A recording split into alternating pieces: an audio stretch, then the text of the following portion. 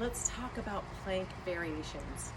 Now, if you have bad wrists, you're gonna be on your elbows, but I wanna show you the correct form. So when the challenge comes up, you know that you're doing it the right way. Okay, if you've never done a plank before, for anybody, you're gonna have your hands right under your shoulders. I see people doing them here, right under your shoulders. Okay, and walk your knees back a little bit, and your body is gonna be at a diagonal.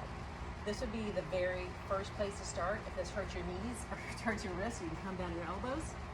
Okay, and you're holding this until you can't anymore. Now, this is very easy. You're gonna bring one knee up. This is your plank. If that's very easy, you're gonna bring both knees up. Now, if your wrists do not hurt, the same thing. You can bring one knee up, you can bring both knees up, and you are holding. Your hips are raised just slightly, but your body is in a straight line. When it's time for our plank challenge, those are the options you have. Good luck.